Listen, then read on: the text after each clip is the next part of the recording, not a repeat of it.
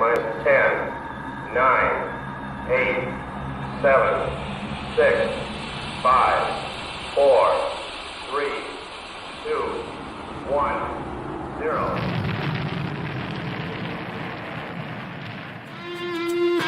It's the Rocket Hour. Y'all are now tuned in. Time to hit the pick four that you'd love to win. If your money's coming slow, step on the faster track with your host, Ricky Pasternak. Let's go.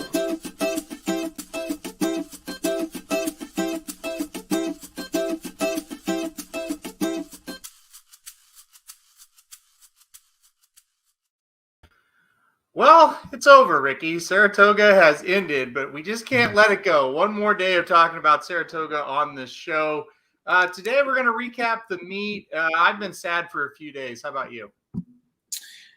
I'm actually more upset to not be in the town because if you've never been to the area, obviously the racing was great, but they're going to come to Belmont and it's going to be a lot of the same runners and the purses won't be that different, but it's just that whole area, right? It's one of the few places in the country where all you talk about is horse racing before the day starts, after the day ends, whether you're up at 2 a.m. from the night before or 6 a.m. getting ready for the day. It's one of the few towns in the country that they're just in love with it. So that's kind of what I'm most upset about. We're going to get to it. I actually went to 10 stars. You told me 3 stars, and I had to rank 10, and we'll see how we match up. So I'm interested to get to that. And yeah, we'll kind of go through the best moments, some of the more interesting moments, things like that. I don't know what you guys said on previous shows this week. I haven't been able to listen, so no outside influence, but I'm ready to get to it. So can you hear the storm sirens going off in the background of my house? I can. It's a beautiful day. There are no storms. It's sunny as can be outside, but yeah, I guess we're doing a little testing. So really good timing on my part to have the storm sirens going in. I'm glad you did the 10 stars. I did 6 because I was like, I don't want to do like copies of each other. So I'm glad you did that as well. You want to get right into it here? You want to get going on this? Might as well. Yeah, it's gonna be awful to go through it and end there. So let's just get it over with. Yeah. All right. Kick us off, Ricky. Who was your 3rd star of the Saratoga meet? Yeah. So I have the luxury of going first. I think Golden Pal was for me, and I know he only won once, and I have a bunch of horses on here that won 2 races at the meet. For me, I said it right after, and it was, I think not opening day. I think it was opening day. The quick call, like on July 15th. We both kind of looked at each other and said, "This is probably Wesley Ward's best horse that he's ever trained." Gate to wire, I think 1 to 5, and we kind of we did our live show. At the Trackside Grill, we're like, this is probably going to be one of the more impressive performances of the meet, and you just happen to see it on opening day. So that's where I'm going to go. I love turf racing more than dirt racing. I've been on the record saying that. And just to see him take the lead, and you really want to make him the favorite wherever he goes. Now, I know he did struggle later on, and he's not an all-time great, but he sure as heck very, very good. And a great, at least in 2021. So turf sprint, gate to wire, there was never a doubt. And it really kicked off the meet for me as well. And I had a great opening weekend as well. So it really kicked that off as well. So that's where I'm going to go, my 3rd star of the Saratoga meet. I think it's a good one. Yeah, that was a lot of fun. Like I said, opening day, we were there, and it was fun to watch that horse just kind of romp. And we were hyping him up, and it was good to see him come through. It's weird that I have this horse 3rd, but I just have 2 other ones that I think are so much better. I put Nyx Go as my 3rd star, even though maybe he had the most impressive single performance of the meet, right? I mean, the Whitney, we were there. It was really incredible to watch him separate like he did on that first turn of the rest of the field and then never get caught. My 1st and 2nd stars won 2 races at the meet that were huge versus 1 of this horse. So yeah, I'm going to put Nyx Go as the 3rd star. Man, that Whitney is one I'll never forget. First Whitney I'd ever seen in person, and it didn't disappoint. Nyx Go, and right now the favorite for the Breeders' Cup Classic. Yeah, I'm with you. At this point, it's Nyx Go and another horse that I'll talk about, or maybe you'll get to first.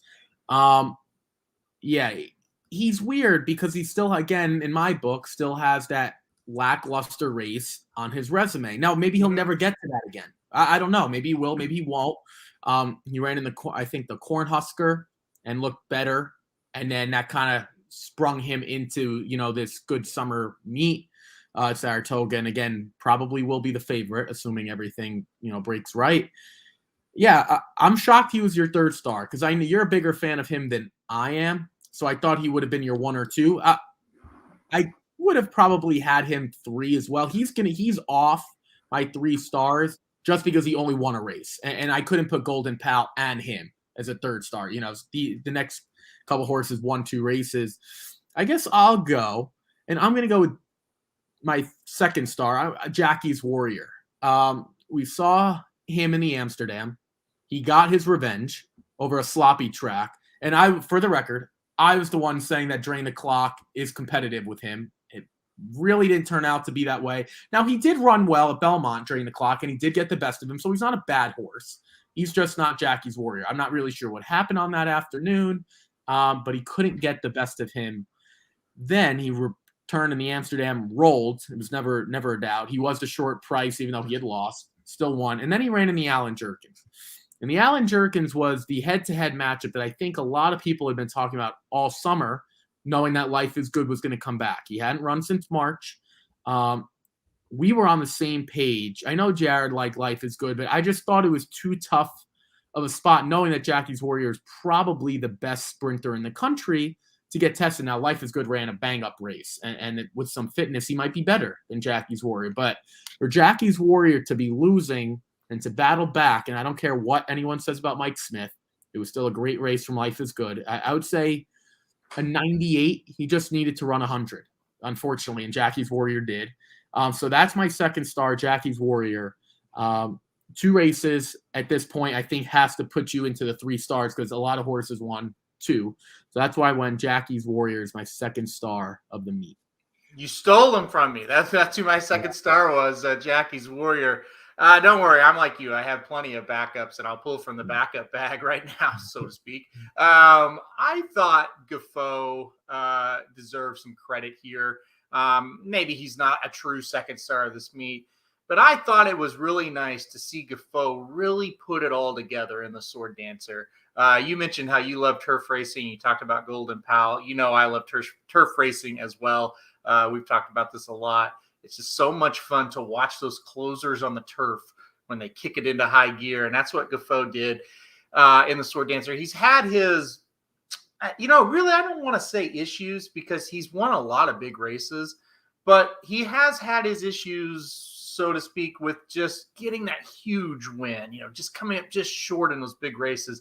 To see him do it, to see him hold off Japan late in the stretch like he did there, I just thought that was a lot of fun to watch Gafo get that grade 1 win finally. And in all accounts, and I'll kick it to you, see if you agree with this or not, I think he's a threat now at the Breeders' Cup after this. Like, I was just really impressed with what he did.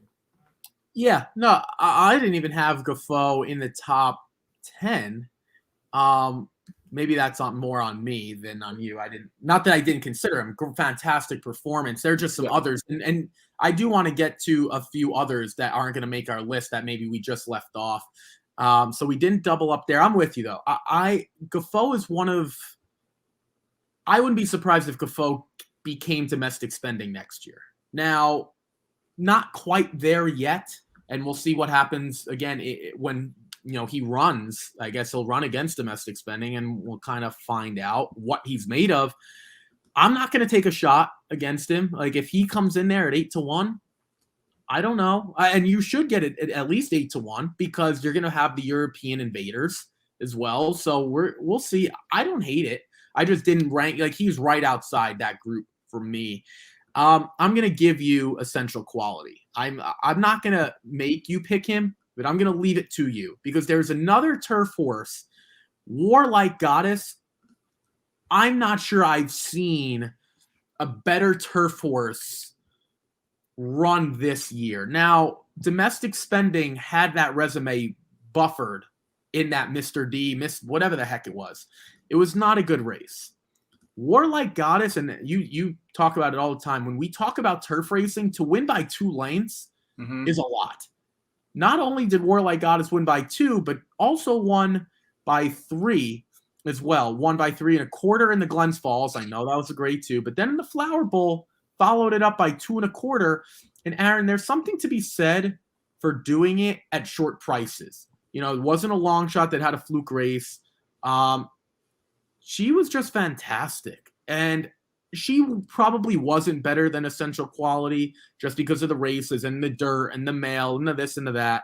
But if you talk about what she could have done, I'm pretty sure she did it better than anyone else. And she also won 2 races. Nyx Go probably ran the best race that I saw all meet, but he was 1 race. That, to me, that was the decider. You can't go wrong with any of the horses we just mentioned, but I'll make her my number 1 star because I took Jackie's word from you. I didn't want to take 2 horses. So now I'll put it up on a tee. Well, I won't put it up on a tee. I'm going to put it on the green. You're 3 feet away from a Masters win. All you have to do is say Essential Quality. Don't mess it up. Okay, I'll take Essential Quality. He talked me into it. No, he was going to be mine anyway. Look, number 1 star for me, absolutely Essential Quality. It was just a situation where he came up here with a goal in mind and with a chance to lock up a division, and he got the job done. And he got it done despite having 2, I would say, legitimate excuses that he could have gotten upset at a place where horses get upset all the time at Saratoga. You know, you think about this as the graveyard of champions, and there's upsets, and even Malafat got beat once up here. You know, he had 2 legitimate excuses to lose, and he didn't do it either time. So I think hats off to Essential Quality. I think you just got to give him a ton of credit. He came up here and got the job done twice, and he's locked up the 3-year-old division, and at least in my opinion. I don't think anybody's going to catch him. So, yeah, he's got to be the number 1 star for me. I was just super, super impressed. I like your pick, too. Warlike Goddess stamped herself as a legitimate Breeders' Cup contender. And as far as horses based in the United States, probably our best, you know, filly or mare as far as that goes. So, yeah, 2 really good horses that won 2 races up there. Not easy to win 1 at Saratoga. When you win 2, very, very impressive.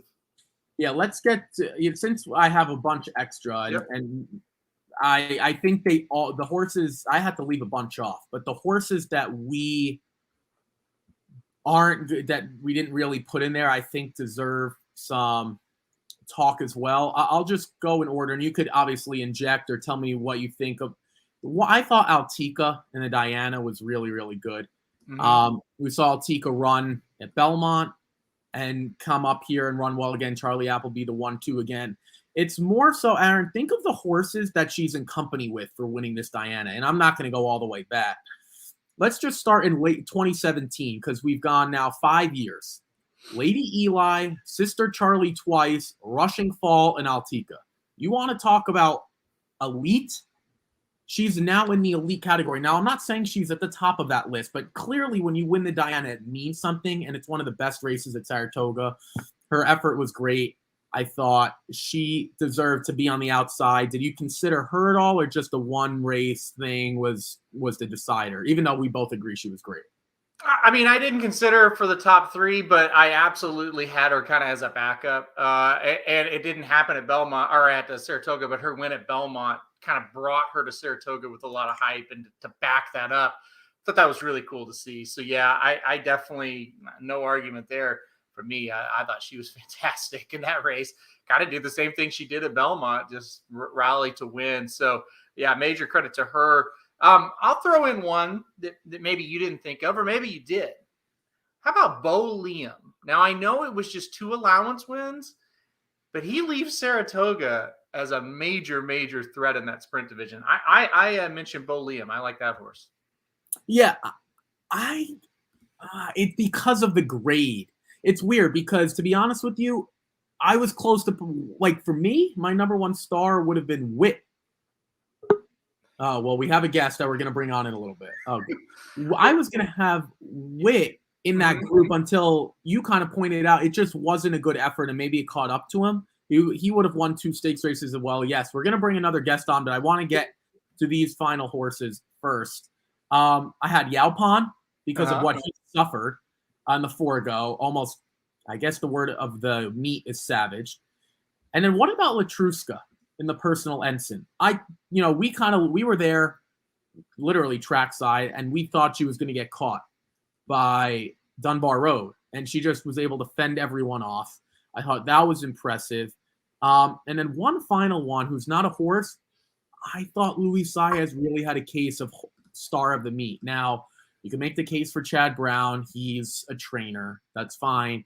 But we kind of see that. We did not anticipate Luis Saez. And I don't know how far away he was from breaking the record, but he almost did. And I don't know how far away he was. Ramon Dominguez's record was up. Is there anyone that I just mentioned before we bring on our guest that you had as a backup that you wanted to give some love to, or anyone that I mentioned that you wanted to tack on as well? Anyone that you want to round up with? I have a couple of humans that I'll point out, but I want to do it during the jockey trainer awards at the end that we'll talk about. So I'll save that because I do have one in particular. Luis Saez was another one as well. So yeah, I'm with you on that one. But one of the things I wanted to talk about was the best moments of the meet personally, not necessarily, what was the standout moment of Saratoga, but for us personally, we were there a lot this year. One of my favorite moments was Borat Capper at the Travers. And Ricky, what do you know? We have a very special guest right now. Borat Capper said, I will join you guys. I'm going to bring him in now. There he is. Borat, good morning. How are you? Nice. Well, so he texted both of us and said, send me the link. Apparently, it's not a busy morning for him on Wednesday, September 8th. But speaking of Borat Capper, I saw the cutest picture this morning, and it was Ella going to her first day of kindergarten. Borat, as a father / racetrack celebrity now, what was your thought when you saw your daughter walk out the door this morning going to kindergarten for the first time? Borat Capper live with her. She's a nice girl. Well, that sums it up. Yes. Borat, who was your horse of the meet? My horse of the meet was Gamine. She win. Gamine slam you all crush Bob Barefoot, greatest trainer of all time, win grade 1 when he's even banned from track. Yeah, so he's referring to Gamine on Travers Day. It's interesting. Borat is Bob Baffert's biggest fan. If you didn't see that, there's a video of him bowing down to the not memorial, I don't know, plaque, whatever you want to call it. Yeah. Be nice. Bob Baffert very nice to me. Call me. Say congratulations for getting in the winner circle picture. Nice. Yeah. Bob So Baffert love me. Yeah, there's also a winner circle picture of Borat with his thumbs up. Aaron and I are there behind people. If I don't, hopefully Aaron could bring it up while I talk to Borat here. We're just in the corner, but if Bob Baffert has this picture, there's no way he doesn't notice the freak show that is Borat Capper in the background. Borat, what was your thinking behind getting behind Gamine and John Velasquez, and what was your thinking, your thought process behind getting as you got to her, in the background there? I heart Jimmy Bonds. Jimmy was there. I said, Jimmy, greatest trainer of all time. I yelled at him when he come in winner circle, and he gave me a hand to stay away from him as far away as possible because of COVID. I understand. But Jimmy is the greatest, so I need to see Jimmy and Gamine. I thought Jill Baffert was there. It was not her. It was some other blonde woman. Yeah, but so I loved Jill. I loved Jimmy. Jimmy, back problem, feeling better, I heard. No more Salon Pass for him. It's very good. Happy he's back, feeling better now. Yeah, so this is the Racing Dude's Twitter. I don't know if you guys are just listening, but I highly advise you try to look at this picture. If you have 30 seconds, it's still on there. It's hard for us to zoom in here, but you could see even on the right side of the timeline, you have Saratoga Slim with Steve Asmussen, and look at how happy he is. This is the all-time winningest trainer, and he's probably hasn't smiled like Horse that. Horse of the meet, gun runner, 2 grade 1 winning. He won the 2 grade 1s in 2 days, gun runner. greatest of all time, Steve Asmussen, #1 trainer, Jackie Warrior. Yeah, so Steve Asmussen with Gunrunner, right? Gunrunner's turned out to be a very, very, very good sire already, even though it hasn't been too many. And Steve Asmussen, yeah, so Jared, on his personal account, he turns it on and sees Borat Capper. Yeah, I don't really have many words either, Jared, to be quite honest. I got mug from Jared. It says racing dude on a mug. Yeah, Racing Dude's mug. And mind you, Saratoga Slim, I forgot to mention it's a Jewish holiday. Is that why you're not working today? Or did you just make time out of your busy schedule to join the live stream as Borat Capper? Borat Kappa don't work, constantly capping. Borat Kappa bonds coming to Rockets to website soon. All right. I Well, will sell pick for $400 a card. $400 a card. Yeah, it I includes. love that idea. You'll fit in very well. Yeah. Yeah, so I guess Twitter that's will love if Borat sells on our site for $400. We may break Twitter if that happens. Yeah, you probably would. So Borat, we all went through Aaron and I went through our top. Yeah, well, here's the Bob Baffert plaque. These were moments. I love Jimmy. I'm so happy I got to see Jimmy meet Jimmy. Jimmy coming to paddock. I say, Jimmy, I love you. And he did not like me. But I know Jimmy deep down loved me. Yeah. So, Aaron, I'll throw it to you. Where do you want to go with My this? favorite person to meet, Keelan McLaughlin. He's so nice to me. Introduced me to Frosted. Keelan, jock agent for Louis. Keelan, Louis never got mounts like this. Can't know everybody at Saratoga get all good mounts. Keelan McLaughlin. Person to meet. All right. I don't have anything else. Aaron, do you want to take this away and ask Borat some questions? I'm just giving the people some pictures of what happened. This was my favorite moment of the meet. There's Jared, there's me, there's Borat right there. Everybody having a good time, no doubt about it. This is right before I yell at Governor. Oh, I love Kathy. Oh, that's Penn. Oh, Penn, beautiful. That other photo, I yell at Kathy Hochul, new governor of New York. I say to her, I love you, Kathy. I love you, Kathy. Go home, Cuomo. Go home. And Kathy Hochul, stunned look on face. Yeah, you scared the governor of New York. There's no doubt about that. Here you are with Jonathan Thomas. I'm doing all this because this is the moment of the meet for me. No question. Seeing Borat at the Travers. Eric Khaled and you taking a little photo there. One of your friends. Kathy Hochul, good for New York racing. She say 20,000 job for NY racing. Nara, I love you.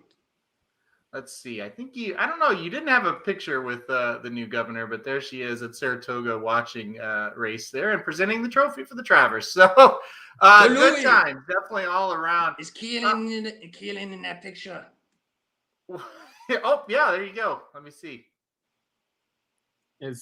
Kieran? Yeah, I assume he's with Louis. Kieran. I don't see him. I don't think he's in this. He heard Borat was around and wanted to avoid him. That's the rumor. Kieran, win Whitney. No winner circle. Alpha. Kieran. Okay, so yeah. With that being said, Borat, before we're gonna wrap up. I got to go. Okay. Have a good life. I'll see you next year at Trava. Okay, bye, Borat. Okay. We'll see you soon. Yeah. So Aaron's gonna pull up and just like that, he was gone from our lives forever. Yeah. So, well, at least until next summer, or maybe Breeders' Cup. Who knows? For me, my favorite moment, in all seriousness, was just hanging out with everyone. Whether it was my family, you guys, Saratoga Slim and his family, people that we met along the way. It's not, our sport is predicated on wagering. The sport wouldn't exist if there wasn't wagering. But at the same time, just being there, I should include seeing Dr. Miranda as well. There are just so many people that I got to meet, that you got to meet, people we saw for the first time, shared stories with, shared a beer with, shared food with, whatever the case was. That's kind of what makes Saratoga so special. And it just gives me hope, I'm sure you, that hopefully we can get past this coronavirus thing and we don't have to worry about it, right? And it was awesome to be there. I was there a bunch. You were there 3 times, which is a lot for you, obviously coming from Missouri. So that was my favorite moment. Yes, Borat Capper's thrown into the mix as well. But we do have to get to some trainer standings, some jockey standings, and Aaron will pull up for us now. So the best thing for me about the meet before I do that is definitely meeting the fans. I totally agree.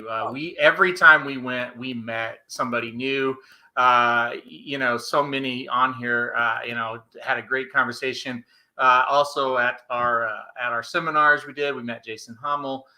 We met Saratoga Wins on Twitter. We met so many people, so many nice people. With the day before the Whitney, maybe I think we talked to a group of people for like 2 hours in the paddock bar. Such nice people. So that's what made it special. There's no doubt about it. When Borat Capper was at the Travers, we met a lot of people as well that noticed and was like, holy shit, he actually did it. So it was special. This was a very special meet that I'll never forget. But you're right. We do need to get on to the last part of our business today. We followed this all meet long. We debated it all meet long. In the end, the jockey standings, and you said it, Luis Saez, probably the number 1 star of the meet, no doubt about it, wins the jockey standings by 6. Here's the deal, Ricky. This guy was a long shot to win, right? Coming into this, this was not one we talked about. It was never really in doubt the whole year after about week 3, right? Yeah, I mean, what we talked about, and it has to do with this meeting, and I'll try to make that transgression from where he was with the whole maximum security thing. And granted, that wasn't entirely his fault. It was a really sloppy track, muddy track. There's 20 horses. But just to see where he's but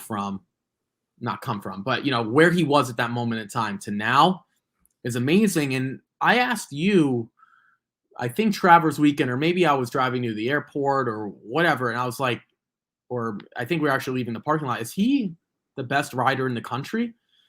And you said, I'm not sure, but it's not hard to make a case for it. After this meet, he might just be that. And whether it's turf, dirt, sprint, long, maiden special weights, grade 1, you just feel comfortable as an owner or a trainer. The connections, there's really nothing the guy can't do. He had 325 starts, which was 14 more than Irad, who was in second. He just never really wavered, never struggled. He had, I think, 3 or 4 days where he struggled over a 40-day meet, and it wasn't even a struggle. It was just he wasn't amounting the amount of, even when we did our jockey standings, when he had 9 in that week, Irad had 9. Like, he just never struggled, never wavered, led in earnings, led in wins. He was just fantastic. A lot of other good riders. Jose Lescano, number 8, tie for 8th. I thought that was really good as well. Manny Franco did climb up out of the gutter to finish 7th. So you would have won if we did a head-to-head, even though I was very confident halfway through the meet. I was like, this is over. And I think you were pretty unconfident that you were going to win, but Manny did come back. I got the win percentage edge in the top 3, but just in terms of wins.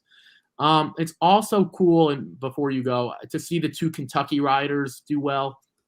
Outside of that elite group of Luis, Irad, Jose, Joel, the 2 Kentucky guys that are pretty much based there, or, Oaklawn, whatever, they did really, really well for themselves as well. So I think overall, this is kind of how we thought it would shake out for the most part. Maybe Johnny V a little bit higher, but what do you think about this as we kind of close this these jockey standings out? Yeah, I think the one thing I want to mention is John Velasquez, who was just awful the first half of the meet and then got hot the second half, got into the top 10. I don't think anybody thought that was going to happen the way it started.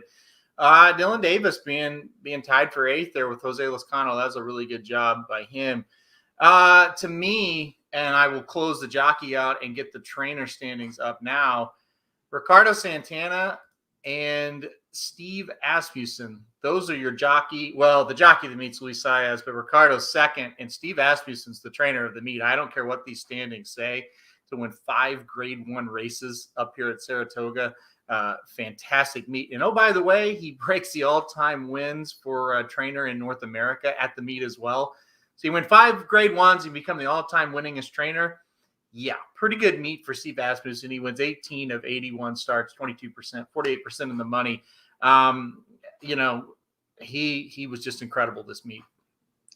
Yeah, I'm completely with you. It's hard to make a trainer a star of the meet, but he definitely made a case if possible. You're right. Those 2 guys are fantastic. I'm trying to look up the horse that he did it with. It was a Winchell Ricardo. Stellar Tap is who he did it with. Tap. Yeah, it was okay. It was a Ricardo, Winchell, Steve Asmussen. That is like the trio when you think. I believe it was Winchell. It's like that trio that when you think of Asmussen, and for a while, we kind of thought he would break it at like Louisiana Downs. It was fitting that he did it at Saratoga because he ended up not winning another race anywhere else across the country. But a lot of people, if he didn't get it there, people, didn't think he would get done potentially. So it was cool to see that. You also want to bet off the trainer standings. Chad Brown, you had to beat all the other trainers by 4 wins or more. I think this bet was made 2 weeks ago, maybe something like that. It was made when he was 1 behind Mike Maker. So I think it was Travers Week. Like before Travers Week started, yeah. Yeah, so right before Travers Week, I think it was maybe like the recap show on like Tuesday, and Mike Samich was going out to Vegas. So we were getting ready for the Travers. So Aaron is gonna donate $50 to the $150 Pick 5 bet. Mike Samich will donate $100 to the Pick 5 bet. This will take place at the Breeders' Cup. They have not decided what day or sequence. That's up to them. But Aaron, you were right. He won by 10, Chad Brown. And I'm the one who should be wearing a dunce cap, thinking that Todd Pletcher was going to do it. Now, not for that, but more so that Chad Brown won by so much. He really, really picked it up as the meet went on. And I'm here saying that I was wrong and you were right.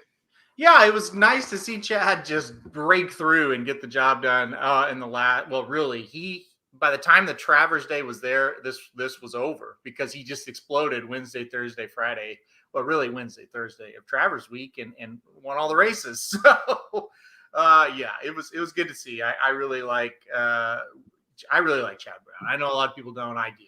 I got a lot of respect for him. I think he's a great trainer. And once again, as you say, when you start more horses than everybody else, it's easy to win these things, right? So, but his percentage of 24% ended up being really, really good as well. So you get both angles of it with him. So, yeah, I'm excited. I think $150 Pick 5 bet on Breeders' Cup Friday or Saturday with Samich. I think we could turn that into even more money. So, yeah, excited to win that bet for sure, and excited that I don't have to donate, as you said, the majority of the ticket. So that's definitely good. Yeah, I mean, as far as other trainers, Brad Cox comes up and wins at 28%, and he wins 3 big time races. Rob Atras up there in the top 10 as well. So, some of the other guys having good meets. Bill Mott, Christophe Clement also as well. So the big stars really came out to play here in this meet. Yeah, there's one number that's at the very bottom of the screen, or bottom of mine. And that's Linda Rice at 66%. Now, it doesn't really, this is the overarching theme, but what makes Saratoga so great that other meets don't have, you have claiming trainers. And we've talked about this before. Linda Rice, if she might have a couple stakes runners here and there, and that's great. If she does, or it's not just her, we can go to Jorge Abreu, we can go to Charlie Baker, Danny Gargan, a lot of Horatio De Paz, Kelly Breen, pick, a lot of your claiming type of trainers. What makes it so great is they kind of have their own trainer standings. And what I mean by that is they're not looking to get grade 1 horses. If they do come across them, great. But Linda Rice finished in the money of 40 of 61 starts. And that's the best out of, and maybe like Charlie Appleby might have something higher because they only 2 starts. But we're talking for a legitimate amount of starters. It's cool to see, in my opinion, these claiming races get so competitive. Now, you have a few that stink, but like even these 40,000 claimers, they can get competitive. And you have these trainers that constantly constantly claim of each other. I thought that was really, really cool to see some of these trainers do really, really well. And it's not the highest races, but they're making a living. They're doing well. Their horses are running. And we'll see if that continues when, they head down to Belmont, which will begin next week. Everyone needs like a week off to regroup, get their stuff out of Saratoga. Churchill Downs will be opening next week as well. If there's nothing else to add, I do want to get into a little college football for 5-10 minutes, nothing long. I was at a wedding all weekend, definitely Saturday at least. I'll throw it to you, and then I'll just give my 2 minutes of what I saw for a little bit. What was your biggest takeaway? What was your most impressive and your least impressive moment of the weekend? You can include Oklahoma if you want. You don't have to. Overall, I know you're excited for football to be back. So what was your best and worst moment of the weekend? A couple of comments real quick. The Clemson quarterback sucks. I'll get to that in a second. And then asking when the next sports episode will be. So we did an episode yesterday. And by the way, the Dudes Who Bet Sports now available in podcast form. So if you listen to Blinkers Off, you listen to Magic Mike, Dudes Who Bet Sports can be found in that same platform. So if you missed the show yesterday, or you don't want to watch the video, you just want the audio, go download the new podcast. It's on Apple, it's on Amazon, all the places you see podcasts, it's there. So to answer the question again, yesterday we did a show where we recapped week 1 of college football. And then Thursday will be the show where we give predictions for the NFL and college football this week. So get that out of the way. Biggest takeaways. Alabama is still Alabama. That's my biggest takeaway. And you say that and you go, well, sure they are. But listen, they had so many big time players that they had to replace. It was no problem whatsoever. They just keep on clicking. We left the OU, left OU, left the parking lot, drove 10 minutes down the road to get something to eat, and look at the score, and it's already like 27-0. So I mean, they just rolled Miami.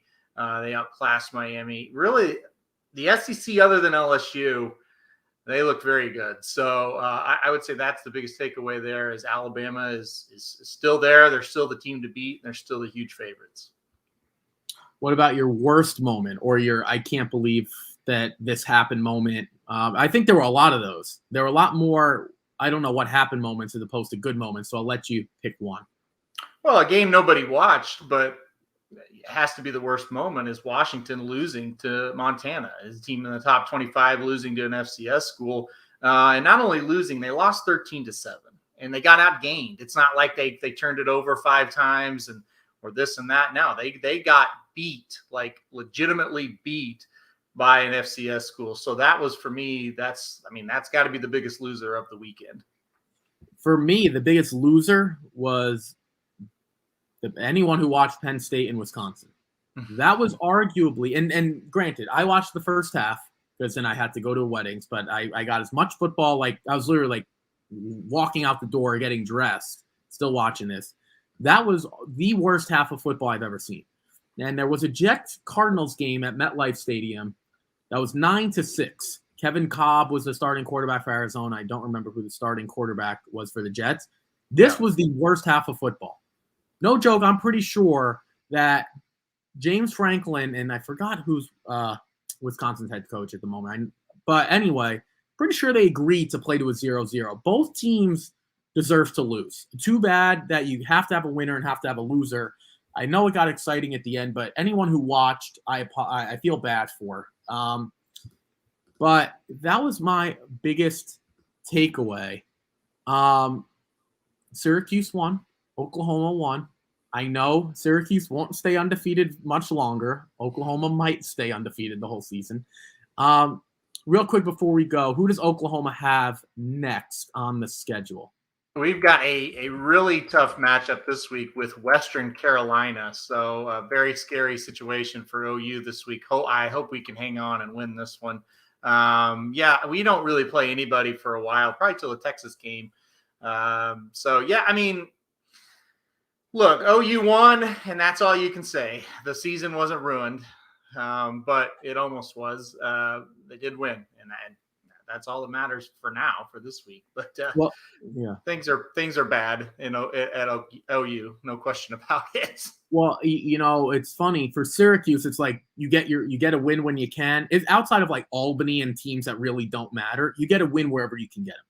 Yeah. Oklahoma, it's not about winning. Oklahoma is doing it impressively. It's about impressing the fans, boosters, getting high recruits, hopefully winning a college football playoff game at some point. Like, it's not about winning football games. It's much more than that. How you win, how you look doing it, how we looked in the grand scheme of the rest of college football. It's very different expectations, and it's different from basketball. There's one game a week, and everyone has their eyes on Oklahoma. It's a national power.